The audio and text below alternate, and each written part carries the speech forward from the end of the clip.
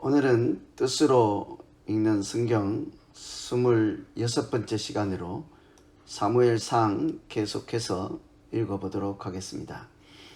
이 시간은 성경을 전체적으로 큰 맥락 가운데 처음부터 끝까지 한번 읽어보는 시간이라고 하겠습니다. 한 장씩 조금씩 깊이 있게 묵상하는 시간이라기보다 큰 맥락을 파악하고 성경 전체 큰 틀, 숲을 보는 시간이라고 하면 되겠습니다.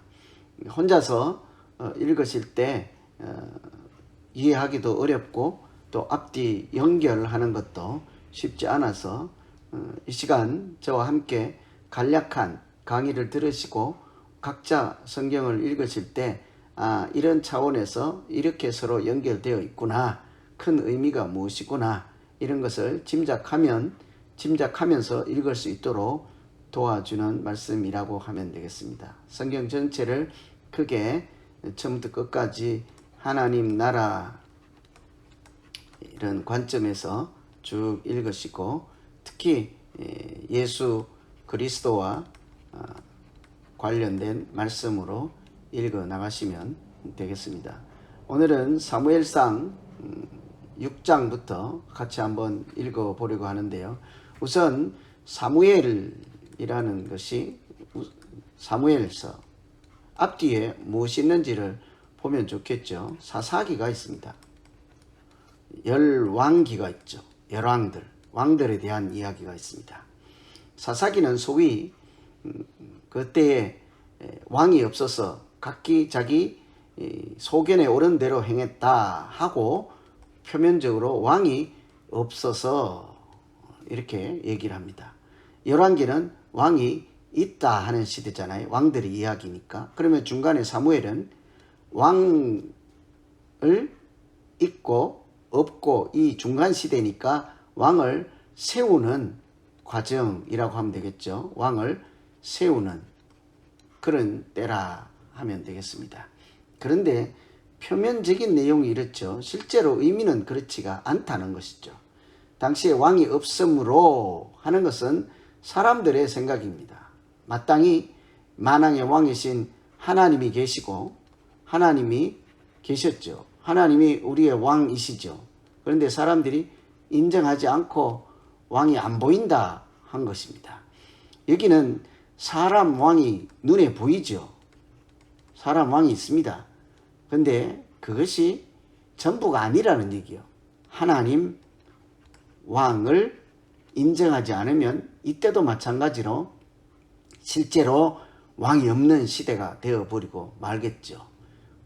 이 사무엘은 그 이야기를 하겠죠. 사람의 왕을 세우긴 하되 하나님 여호와 만왕의 왕을 인정하지 않으면 이 왕도 아무런 소용이 없고 마치 왕이 없어서 소견대로 행했던 시대와 다를 바가 없습니다. 큰 틀을 이해하면서 보시면 되겠습니다. 오늘은 법궤 이야기부터 시작하겠습니다. 법궤, 하나님의 말씀이 들어있고 하나님께서 임재하신다는 그 법궤, 이 법궤가 블레셋에 빼앗기고 말았습니다. 전쟁을 해서 법궤를 빼앗겨 버리고 말았죠. 법궤를 빼앗긴다 하는 것은 사실은 사형 선고나 마찬가지죠. 그들의 영적인 상태를 이야기하는 것입니다. 법궤를 빼앗긴다 하는 것은 하나님께서 그들과 함께 하시지 않았다 하는 이야기도 될 수 있기 때문이죠.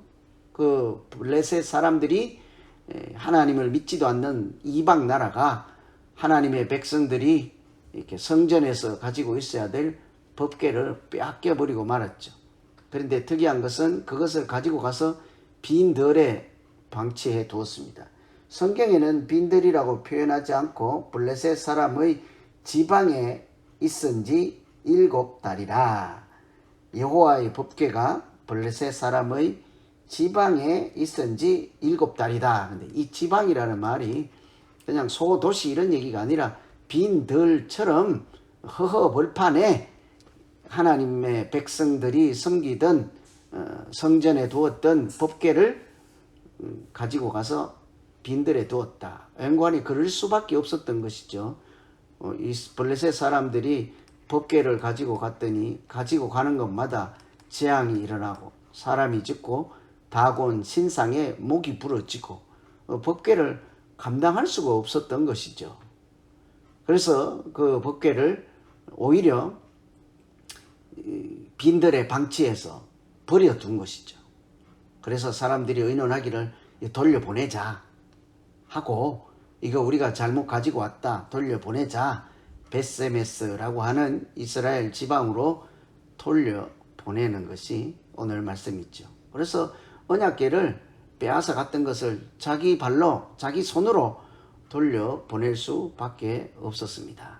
그런데 여기 제가 암소 테스트라고 했는데요, 송아지를 낳은 어미소를 새 수레에 만들어서 어미소가 그 수레를 법궤를 싣고 끌고 가게 하죠. 똑바로 가면, 벳세메스까지 바르게 가면 하나님이 계신다. 이 송아지가 자기 새끼 때문에 들쑥날쑥 이렇게 제대로 가지도 못하고 벳세메스로 찾아가지 못하면 이거 하나님이 안 계신다, 이렇게 했는데 어떻게 되었습니까? 소가 자기 새끼를 찾지 않고 법궤를 싣고 벳세메스까지 곧장 가서 그 소를 사람들이 번제로 하나님께 드리게 됐죠. 이렇게 하나님 살아계심이 블레셋에서도 나타나고 벳세메스로 돌아오는 과정에서도 법궤를 통하여 하나님의 살아계심이 사람들이 알아볼 수 있게 된 것이죠. 그래서 그런데 그 벳세메스에 도착했을 때도 그 법궤를 마치 하나님 살아계심으로 제대로 알지 못한 사람들 또 목숨을 잃어버리고 말았습니다. 법궤를 들여다보다가 재앙을 만나게 됐죠. 그래서 이 벳세메스에서도 법궤가 오히려 골칫덩어리가 된 것입니다. 그래서 기앗 여아림으로 보내서 그곳에 20년 동안 또 머물게 되죠. 원래 법궤는요, 실로에 가야 하는 것입니다. 원래 있던 장소, 성전이 있던 곳 실로까지 가야 되는데 아직도 블레셋에 7년 있었죠. 벳세메스에 잠깐 있었죠. 기앗 여아림에 20년 있었죠. 한 30년 넘게 법궤가 제자리를 찾아가지 못한다. 무슨 이야기이겠습니까? 예를 들면 이렇게 설명할 수 있겠죠. 우리가 성경책을 어떤 사람에게 빼앗겼다가 어디 차에 한 7년 두었다가 또 어디에 지붕 위에 한 20년 두었다가, 이런 얘기는 무슨 얘기겠습니까? 신앙생활을 제대로 하지 않는다 하는 얘기죠. 말씀을 회복하지 못하고 찾지 못하고 하나님 살아계심을 인정도 하지 않으면서 이름만 신앙생활 한다, 이런 얘기인 거예요.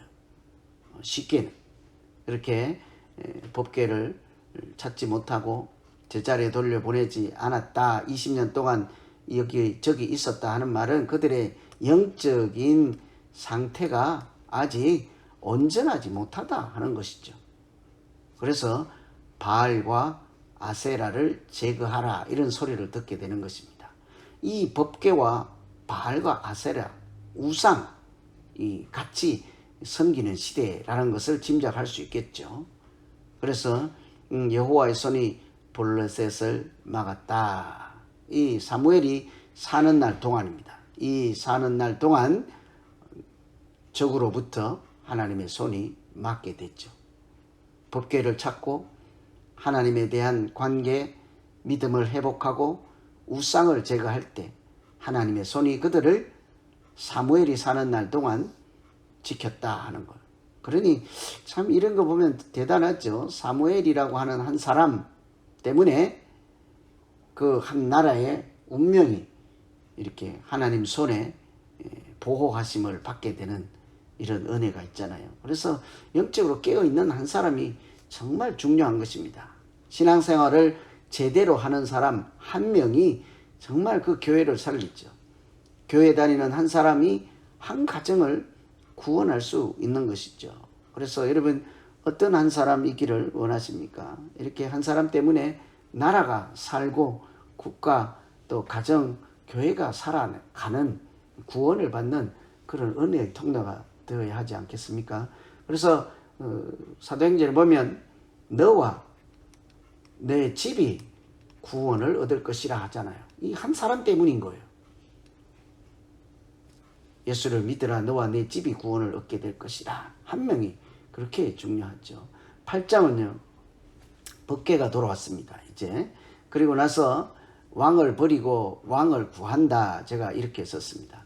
사무엘이 사는 날 동안은 하나님께서 이스라엘 가운데 하나님 백성 가운데 함께 하잖아요. 그런데 아주 느낌이 이상합니다. 안 좋은 느낌이 들죠. 사무엘이 늙었다 하는 얘기는 죽을 때가 되었다 하는 얘기죠. 사무엘이 물러날 때가 되었다. 참 안타까운 소식 아니겠습니까? 한 나라의 국가의 영적인 스승이 또 하나님의 사람이 이렇게 때를 다하고 하나님이 주신 인생을 다 살게 되었다. 안타까운 소식이죠. 그래서 이 당시에 이 8장은요. 왕을 버리고 왕을 구했다. 무슨 얘기인지 한번 생각하면서 읽어보시면 되겠습니다. 때는 사무엘이 늙었습니다. 사무엘이 물러나고 은퇴할 때가 되었습니다. 하나님께 돌아갈 때가 된 거죠. 그때 사무엘 아들이 있었습니다. 한 명은 요엘인데요. 여호와는 나의 하나님이다 하는 얘기예요. 하늘에 계신 하나님이 나의 하나님이다 하는 거예요. 자기 아들에게 이름을 그렇게 지었죠. 또 다른 아들은 아비야예요. 여호와는 나의 아버지이십니다. 하나님이 나의 하나님이요 나의 아버지이십니다 하고 자녀들의 이름을 짓고 그렇게 영적인 신앙 교육을 시켰습니다. 그런데 결과는 어때요? 아들들이 사사로 세웠습니다. 그런데 뇌물을 받고 판결을 굳게 하고 실제로 하나님이 나의 하나님이요 하나님이 나의 아버지요 하는 믿음으로 신실하게 살지 못한 것이죠. 참 안타까운 일입니다. 그 아버지 얼마나 위대한 사람입니까? 사무엘. 그런데 그 아들 그렇지 못한 것이죠.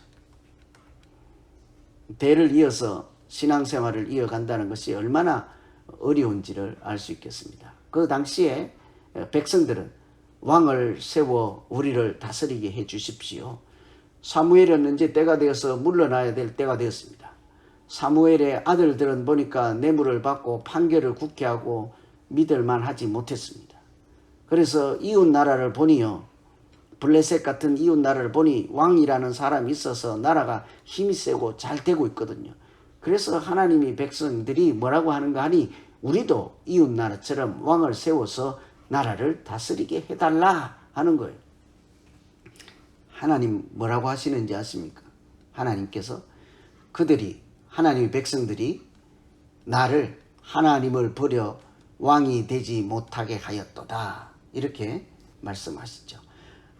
백성들이 사람 왕을 세워달라고 하는 것을 보고 하나님은 그들이 나를 버려서 왕이 되지 못하게 하였다. 그들의 왕이 되지 못하게 하였다. 뭔 얘기예요? 왕을 버렸다. 하나님을 버리고 왕을 구했다. 사람 왕을 구했다 하는 것이죠. 실제로는 만왕의 왕을 버렸다 하는 것은 왕을 버린 것입니다. 그래서 이 하나님께서 그들의 사정을 알고 사무엘에게 왕을 세우라. 왕의 제도를 만들어라. 그렇게 하죠. 이것은 고운 소리가 아닙니다. 고운 답이 아니죠. 왜냐하면 평가는 이렇게 했으니까요. 그들이 나를 버려 왕이 되지 못하게 하였다. 그러나 나 대신 사람 왕을 세우게 해라. 하나님의 허락은 하시지만 그렇게 이상적인 답이 아니죠. 어쩌면 왕을 세우는 징계라고도 할 수 있는 것입니다. 사탕을 달라고 하면 아이들이 이가 상하고 건강이 좋지 못하면 계속 달라 하면 뭐라고 합니까? 그냥 사탕 주고 말아라. 그렇게 할 수 있잖아요. 왕을 세우라고 한 거예요. 그때 왕을 세우게 되는 사람은 베냐민 지파의 기스라는 사람의 아들이었습니다. 그 아들 이름이 사울이죠. 사울입니다. 베냐민 지파는 지리적으로 한번 알아두면 좋은 것이요. 이 이스라엘에 여기가 이스라엘이면 중간이 베냐민이에요. 베냐민. 북쪽은 이스라엘, 에브라임. 여기는요 유다. 큰 지파예요. 이 샌드위치처럼 마치 한국으로 치면 38선처럼 비무장지대처럼 아주 작은 소멸되기 직전에 연약한 지파예요. 충돌을 피하고 가장 연약하고 작은 힘이 없는 지파 중에서 한 아들을 세워 왕으로 만들라 하는 거죠. 큰 지파에서 왕을 세우면 이 사람들이 자기가 진짜 왕인 줄 알고 온 나라를 자기 마음대로 하지 않겠습니까? 하나님께서 여러 가지 목적으로 이렇게 베냐민 지파에서 왕을 세웠습니다. 사무엘에게 말씀하시기를 베냐민 땅에서 내가 한 사람을 보낼 것이다. 그를 왕을 세우되 그가 내 백성 하나님의 백성을 다스릴 것이라 하고 사무엘에게 이 사울이 오면 베냐민 땅에서 한 사람이 오면 왕으로 세우라 그렇게 말씀하시죠. 그래서 사무엘이 사울에게 기름을 부었다. 기름을 붓는다는 것은 하나님이 세운다 하는 표시이죠.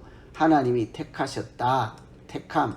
하나님께서 왕이라는 자리, 사명을 주셨다. 이런 이야기죠. 기름을 부으시고 왕들이 왕의 만세를 부르게 되었습니다. 이 사울이 해야 되는 역할은요. 블레셋 손에서 구원할 자다 하는 거예요. 블레셋 손에서 구원할 자다. 군림하는 사람이 아니라 하나님께서 그 이스라엘 백성들을 지킬 때 구원의 통로로 쓰임받는 사람이 왕인 거예요.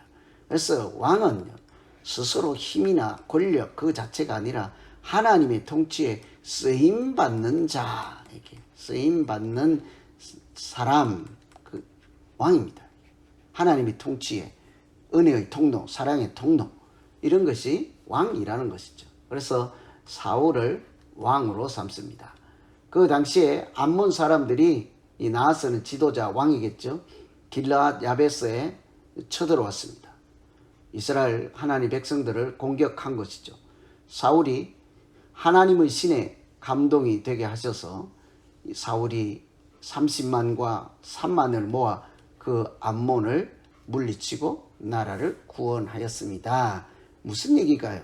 사울을 통해서 하나님께서 성령이 감동케 한 다음 이 사람이 블레셋의 손에서 이방의 손에서 나라를 구원할 자이니라. 내가 이 사울을 통해서 너의 나라를 구원하고 보호해 주실 것이라 하는 하나님의 뜻이 이루어지는 통로가 된 것이죠.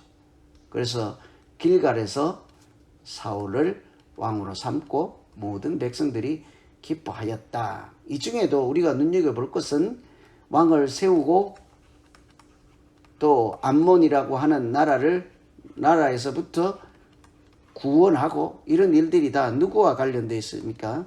하나님께서 하시는 일이다. 이 사실을 기억하고 읽으시면 되겠습니다.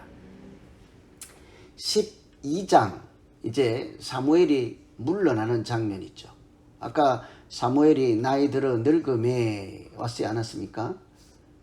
벌써 사무엘이 늙음에가 등장했으니까요. 이제 완전히 사무엘이 물러나는 시기죠. 여호와께서 왕을 세우셨노라. 물러나면서 백성들에게 주는 메시지인 것입니다. 백성들에게 여호와께서 왕을 세우셨노라. 사무엘이 세운 것이 아니라 하나님께서 너희에게 왕을 주셨노라. 그것은 너희가 하나님 만왕의 왕이신 하나님을 버리고 사람의 왕을 요구함으로 하나님께서 너희 소리를 들어주셨노라.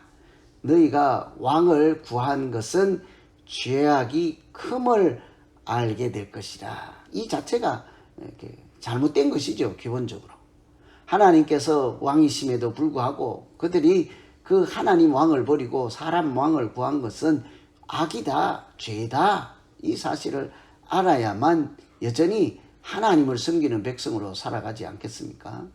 그래서 사무엘이 너희 마음을 다해 여호와를 섬기라 하고 백성들에게 당부하죠. 권면의 말씀, 하나님을 섬기라 그러죠. 잘 보세요. 너희가 하나님이 사람 왕을 주셨다. 이제 너 앞에 왕이 있다. 그런데 뭐래요? 하나님을 잘 섬겨라 이러잖아요. 포인트를. 하나님이 사람 왕 사울을 세워서 왕 되게 했다. 사울을 잘 섬기고 받들라. 그 말이 아니라 뭐래요? 하나님을 잘 섬겨라. 그가 만왕의 왕이요 진전한 왕이요. 사울은 이 왕의 은혜의 통로, 다스림의 통로일 뿐이다. 이런 얘기를 하겠죠. 그리고 그 유명한 말씀이 있습니다. 기도하기를 쉬는 죄를 범하지 아니하리라. 여러분 그래서 여러분 권사님들 특별히 열심히 기도하십니까? 그러면서 기도 좀 그만하세요. 그럼 뭐래요? 사무엘도 기도하는 것 쉬는 죄를 범하지 않겠다고 그랬는데 내가 어찌 기도하기를 멈추리요 쉬겠습니까?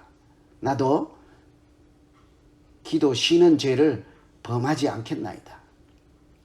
참 좋은데요. 여기 포인트가 하나 있습니다. 이 포인트. 사무엘이 이렇게 얘기하잖아요. 너희는 마음을 다해 하나님을 섬기라. 나는 너희를 위해서 계속 기도하겠노라. 어떻게 해요? 너희가 사람의 왕에게 아니라 또 우상에 빠지지 않게 너희가 하나님을 섬기고 하나님의 백성들로 살아갈 수 있도록 너희를 위하여 내가 기도하는 것을 중단하지 않겠노라. 이 얘기예요. 뭐입니까? 너를 위하여예요. 위하여. 여러분 열심히 기도하십니까? 근데 자기만 위해서 열심히 기도하는 사람은 이 본문에 해당하지 않습니다. 내가 너희를 위하여 기도하기를 쉬지 않겠노라 얘기거든요. 여러분 열심히 기도하시는 분은요. 교회를 위해서 기도하시고 담임 목사를 위해서 기도하시고 장로님들을 위해서 기도하시고 또 연약한 분들을 위해서 기도하시고 국가를 위해서 기도하시고 이 모든 사람들이 참된 하나님의 사람으로 하나님을 잘 섬길 수 있도록 기도하시면 사무엘처럼 기도하기를 쉬는 죄를 범하지 않고 하나님 앞에 살아가는 사람이라 할 수 있겠습니다. 그러면서 하는 말이요. 만일 너희가 악을 행하면 너희나 왕 모두 멸망할 것이라. 참 하나님께서 왕을 허락하시되 사무엘을 통해서 왕이 만왕의 왕이 아니라 여전히 하나님이 다스리는 통로일 뿐이고 도구일 뿐이고 그들이 정말 해야 할 일은 하나님을 잘 섬기라. 이것이 사무엘을 통해서 우리에게 주시는 하나님의 말씀이죠. 그래서 오늘은 사무엘 12장까지 6장부터 12장까지 한번 읽었습니다. 가장 특징적인 내용은 사무엘이 이제 나이가 늙고 역사 무대에서 사라지는 은퇴하는 때까지 읽었습니다. 한 사람, 영적인 한 사람이 사라지고 은퇴하고 없어질 때 어떤 장면이 예상됩니까? 혼란, 침체, 영적인 침체, 종교적인 타락 이런 것이 불보듯 뻔히 예상되겠죠. 이런 것을 보면 하나님의 사람 한 명, 기도하는 한 명, 말씀 읽는 한 명, 이 한 명이 얼마나 소중하다는 것을 기억하고 우리 모두가 이 시대를 특별히 우리 교회를 살리는 한 명 되시기를 간절히 기원합니다. 우리 사무엘상 13장부터 다음 주에 계속해서 읽도록 하겠습니다. 여러분 제가 드리는 이 말씀을 참고로 각자 집에서 일주일 동안 그래도 몇 장씩이라도 성경을 읽으시며 또 전체 큰 숲을 보며 말씀 가까이 또 말씀의 은혜를 누리는 우리 모두 되기를 간절히 기원합니다. 다음 주에 뵙겠습니다.